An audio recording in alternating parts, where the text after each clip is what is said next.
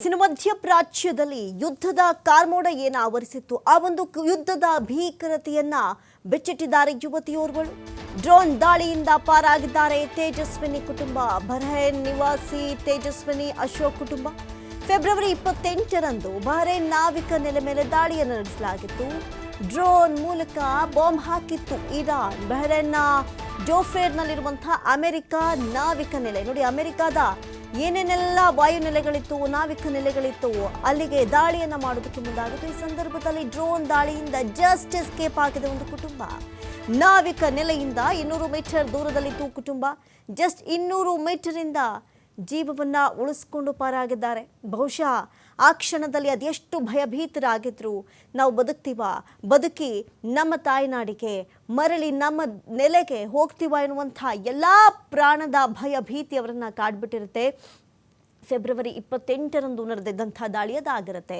ಮಧ್ಯಪ್ರಾಚ್ಯದಲ್ಲಿ ಒಂದು ಕಡೆ ಯುದ್ಧದ ಕಾರ್ಮೋಡ ಎಷ್ಟರ ಮಟ್ಟಿಗೆ ಆವರಿಸಿದೆ ಅಂತ ಹೇಳಿದ್ರೆ ಇನ್ನು ನಿಲ್ಲುವಂಥ ಲಕ್ಷಣವೂ ಕಾಣಿಸ್ತಾ ಇಲ್ಲ. ಅಷ್ಟರ ಮಟ್ಟಿಗೆ ಯುದ್ಧದ ಭೀಕರತೆ ಇರುವಂಥದ್ದು. ಆದರೆ ಕೇವಲ 200 ಮೀಟರ್ ಅಂತರದಲ್ಲಿ ನಡೆದಿದ್ದಂಥ ದಾಳಿಯಿಂದ ಆ ಒಂದು ಭಯಭೀತರಾಗಿ ಪಾರಾಗಿದ್ದಾರೆ ಒಂದು ಕುಟುಂಬ. ಡ್ರೋನ್ ದಾಳಿಯಿಂದ ಪಾರಾಗಿದ್ದಾರೆ ತೇಜಸ್ವಿನಿ ಮತ್ತು ಕುಟುಂಬ.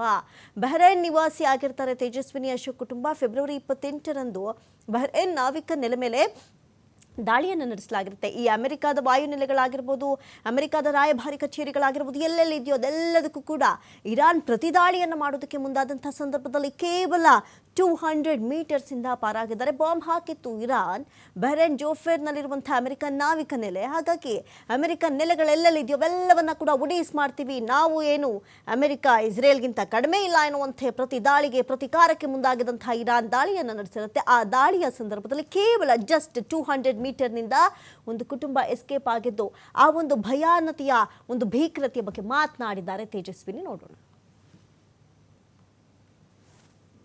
ಎಲ್ರಿಗೂ ನಮಸ್ಕಾರ. ನನ್ನ ಹೆಸರು ತೇಜಸ್ವಿನಿ ಅಂತೇಳಿ. ನಾವು ಮೂಲತಃ ಶಿವಮೊಗ್ಗದವರು.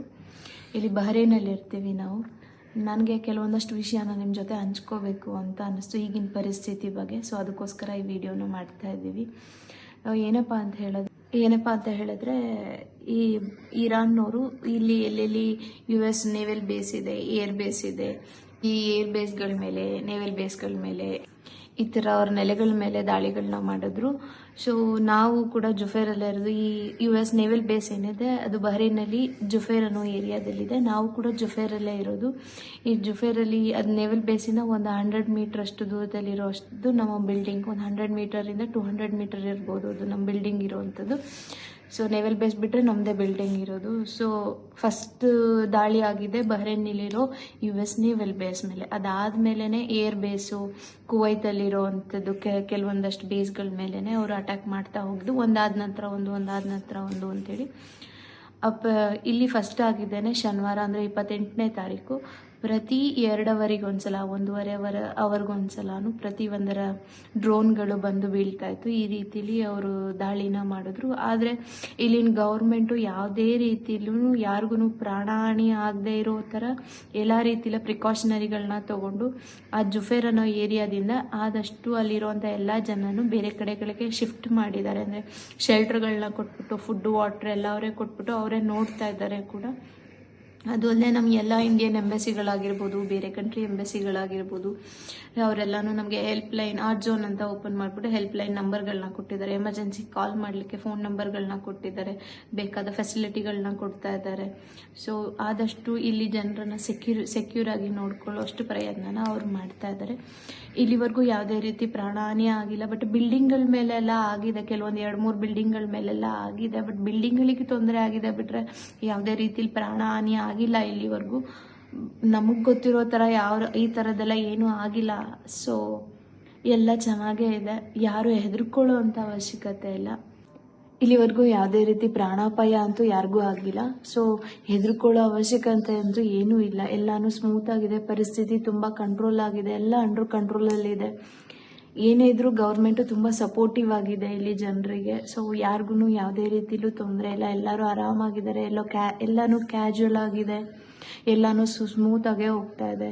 ಎಲ್ಲ ಸೂಪರ್ ಮಾರ್ಕೆಟ್ಸ್ ಎಲ್ಲ ಓಪನ್ ಇದೆ, ಬೇಕಾಗಿರೋದಂತೆಲ್ಲ ಹೋಗಿ ಫುಡ್ಸಿಗಾಗಿರ್ಬೋದು ಮತ್ತೊಂದಕ್ಕಾಗಿರ್ಬೋದು ಯಾವುದಕ್ಕೂ ಏನೂ ತೊಂದರೆ ಆಗದೆ ಎಲ್ಲನೂ ಫೆಸಿಲಿಟಿ ಇದೆ, ಎಲ್ಲ ಸಿಗ್ತಾ ಇದೆ. ಸೊ ಯಾರು ಹೆದರ್ಕೊಳ್ಳೋ ಅಂಥ ಅವಶ್ಯಕತೆ ಅಂತೂ ಖಂಡಿತವಾಗ್ಲೂ ಇಲ್ಲ. ಸೊ ಚೆನ್ನಾಗೇ ಇದೆ. ಅವತ್ತು ಏನು 28 ಆಯಿತು, ಅವತ್ತು ಡೇ ಮತ್ತು ನೈಟ್ ಅವ್ರು ಡ್ರೋನ್ ಎಲ್ಲ US ನೇವಲ್ ಬೇಸ್ ಮೇಲೇ ಹಾಕಿದ್ದು ಹೊರತಾಗಿ ಬೇರೆ ಎಲ್ಲೂ ಅಂಥ ದಾಳಿಗಳಾಗಿಲ್ಲ. 2-3 ಬಿಲ್ಡಿಂಗ್ ಬಿಟ್ಟರೆ ಮತ್ತಿನ್ನೇ